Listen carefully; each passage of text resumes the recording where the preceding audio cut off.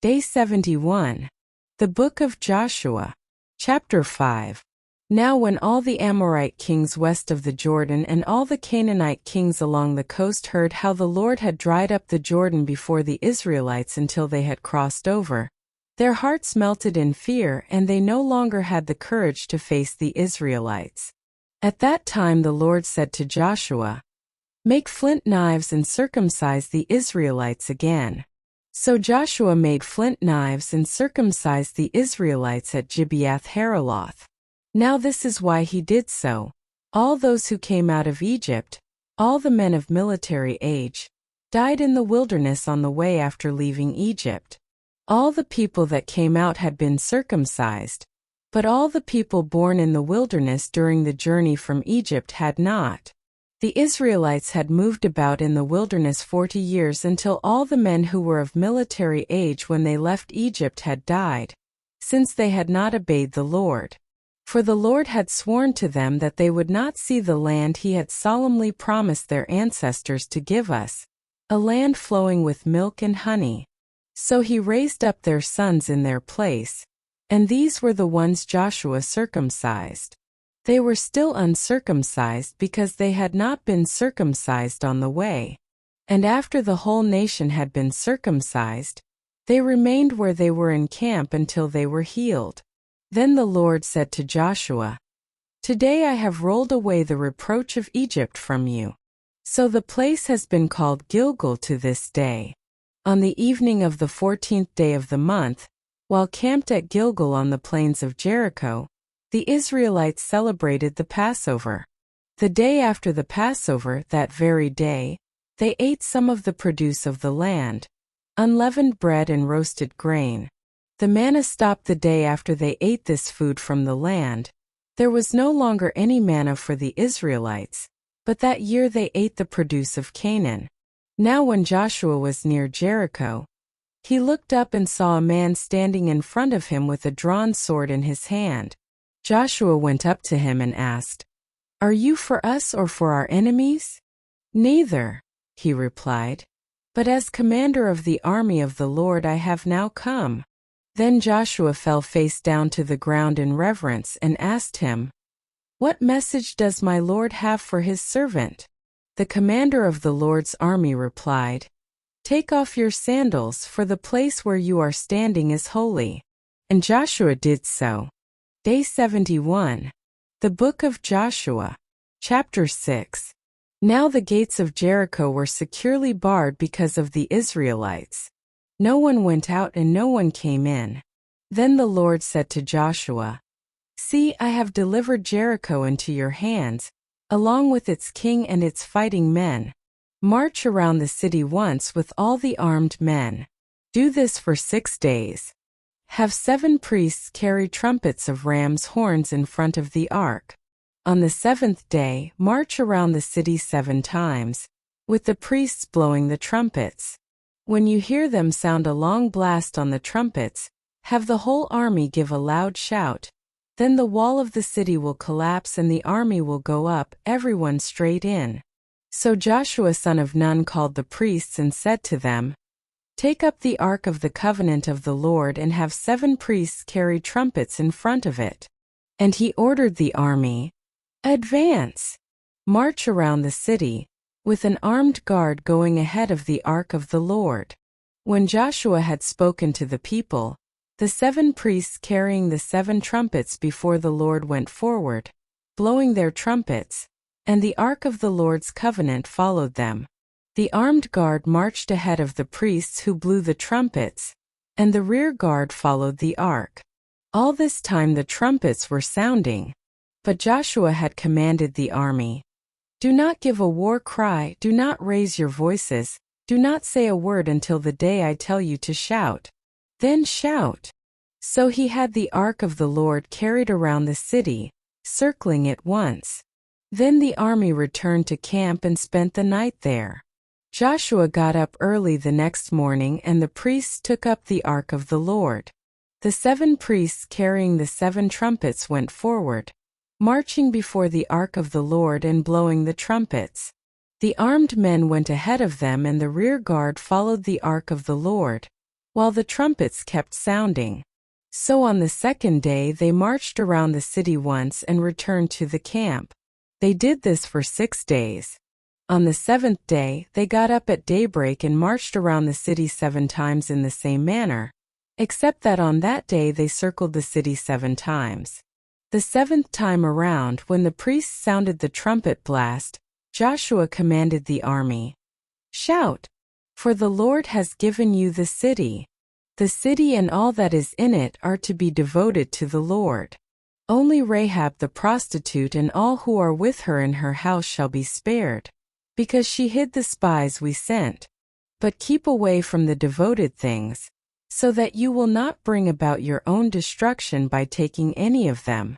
Otherwise you will make the camp of Israel liable to destruction and bring trouble on it. All the silver and gold and the articles of bronze and iron are sacred to the Lord, and must go into his treasury." When the trumpet sounded, the army shouted, and at the sound of the trumpet, when the men gave a loud shout, the wall collapsed. So everyone charged straight in, and they took the city. They devoted the city to the Lord and destroyed with the sword every living thing in it, men and women, young and old, cattle, sheep and donkeys. Joshua said to the 2 men who had spied out the land, "Go into the prostitute's house and bring her out and all who belong to her, in accordance with your oath to her." So the young men who had done the spying went in and brought out Rahab, her father and mother, her brothers and sisters and all who belonged to her.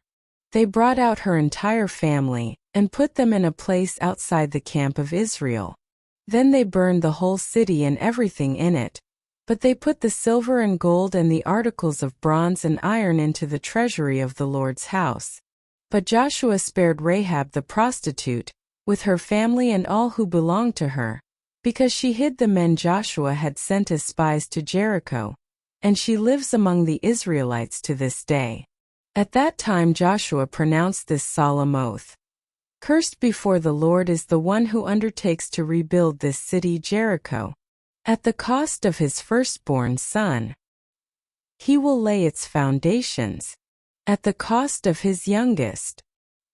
He will set up its gates." So the Lord was with Joshua, and his fame spread throughout the land. Day 71. The Book of Joshua. Chapter 7. But the Israelites were unfaithful in regard to the devoted things. Achan son of Carmi, the son of Zimri, the son of Zerah of the tribe of Judah, took some of them. So the Lord's anger burned against Israel. Now Joshua sent men from Jericho to Ai, which is near Beth Aven to the east of Bethel, and told them, "Go up and spy out the region." So the men went up and spied out Ai. When they returned to Joshua they said, "Not all the army will have to go up against Ai. Send 2,000 or 3,000 men to take it, and do not weary the whole army, for only a few people live there." So about 3,000 went up, but they were routed by the men of Ai, who killed about 36 of them. They chased the Israelites from the city gate as far as the stone quarries and struck them down on the slopes. At this the hearts of the people melted in fear and became like water. Then Joshua tore his clothes and fell face down to the ground before the ark of the Lord, remaining there till evening. The elders of Israel did the same, and sprinkled dust on their heads. And Joshua said, "Alas, sovereign Lord, why did you ever bring this people across the Jordan to deliver us into the hands of the Amorites to destroy us? If only we had been content to stay on the other side of the Jordan. Pardon your servant, Lord. What can I say now that Israel has been routed by its enemies? The Canaanites and the other people of the country will hear about this, and they will surround us and wipe out our name from the earth. What then will you do for your own great name?" The Lord said to Joshua, "Stand up. What are you doing down on your face? Israel has sinned. They have violated my covenant, which I commanded them to keep. They have taken some of the devoted things. They have stolen, they have lied, they have put them with their own possessions. That is why the Israelites cannot stand against their enemies. They turn their backs and run because they have been made liable to destruction. I will not be with you anymore unless you destroy whatever among you is devoted to destruction. Go, consecrate the people. Tell them, consecrate yourselves in preparation for tomorrow. For this is what the Lord, the God of Israel, says. There are devoted things among you, Israel. You cannot stand against your enemies until you remove them. In the morning, present yourselves tribe by tribe. The tribe the Lord chooses shall come forward clan by clan. The clan the Lord chooses shall come forward family by family. And the family the Lord chooses shall come forward man by man. Whoever is caught with the devoted things shall be destroyed by fire, along with all that belongs to him. He has violated the covenant of the Lord, and has done an outrageous thing in Israel. Early the next morning Joshua had Israel come forward by tribes, and Judah was chosen. The clans of Judah came forward, and the Zerahites were chosen. He had the clan of the Zerahites come forward by families, and Zimri was chosen. Joshua had his family come forward man by man, and Achan son of Carmi, the son of Zimri, the son of Zerah of the tribe of Judah, was chosen. Then Joshua said to Achan, My son, give glory to the Lord, the God of Israel, and honor him. Tell me what you have done. Do not hide it from me. Achan replied, It is true. I have sinned against the Lord, the God of Israel. This is what I have done. When I saw in the plunder a beautiful robe from Babylonia, 200 shekels of silver and a bar of gold weighing 50 shekels, I coveted them and took them. They are hidden in the ground inside my tent, with the silver underneath. So Joshua sent messengers, and they ran to the tent, and there it was, hidden in his tent with the silver underneath. They took the things from the tent, brought them to Joshua and all the Israelites and spread them out before the Lord. Then Joshua, together with all Israel, took Achan son of Zerah, the silver, the robe, the gold bar, his sons and daughters, his cattle, donkeys and sheep, his tent and all that he had, to the valley of Achor. Joshua said, Why have you brought this trouble on us? The Lord will bring trouble on you today. Then all Israel stoned him, and after they had stoned the rest, they burned them. Over Achan they heaped up a large pile of rocks, which remains to this day. Then the Lord turned from his fierce anger. Therefore that place has been called the Valley of Achor ever since.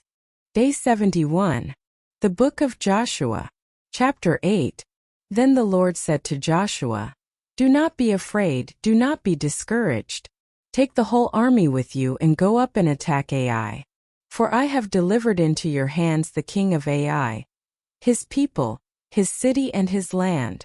You shall do to Ai and its king as you did to Jericho and its king, except that you may carry off their plunder and livestock for yourselves. Set an ambush behind the city. So Joshua and the whole army moved out to attack Ai. He chose 30,000 of his best fighting men and sent them out at night with these orders. Listen carefully. You are to set an ambush behind the city. Don't go very far from it. All of you be on the alert. I and all those with me will advance on the city, and when the men come out against us as they did before, we will flee from them.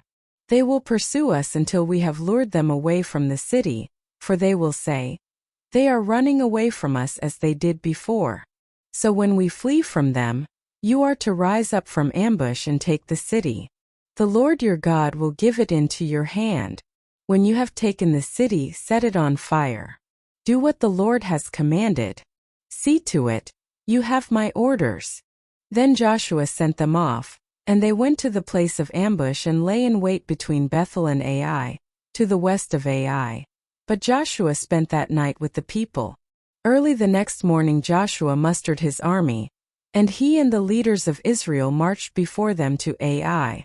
The entire force that was with him marched up and approached the city and arrived in front of it. They set up camp north of Ai, with the valley between them and the city. Joshua had taken about 5,000 men and set them in ambush between Bethel and Ai, to the west of the city. So the soldiers took up their positions, with the main camp to the north of the city and the ambush to the west of it. That night Joshua went into the valley. When the king of Ai saw this, he and all the men of the city hurried out early in the morning to meet Israel in battle at a certain place overlooking the Arabah. But he did not know that an ambush had been set against him behind the city. Joshua and all Israel let themselves be driven back before them, and they fled toward the wilderness. All the men of Ai were called to pursue them, and they pursued Joshua and were lured away from the city. Not a man remained in Ai or Bethel who did not go after Israel. They left the city open and went in pursuit of Israel. Then the Lord said to Joshua, "Hold out toward Ai the javelin that is in your hand, for into your hand I will deliver the city." So Joshua held out toward the city the javelin that was in his hand. As soon as he did this, the men in the ambush rose quickly from their position and rushed forward. They entered the city and captured it and quickly set it on fire. The men of Ai looked back and saw the smoke of the city rising up into the sky, but they had no chance to escape in any direction. The Israelites who had been fleeing toward the wilderness had turned back against their pursuers. For when Joshua and all Israel saw that the ambush had taken the city and that smoke was going up from it, they turned around and attacked the men of Ai. Those in the ambush also came out of the city against them so that they were caught in the middle, with Israelites on both sides. Israel cut them down, leaving them neither survivors nor fugitives. But they took the king of Ai alive and brought him to Joshua.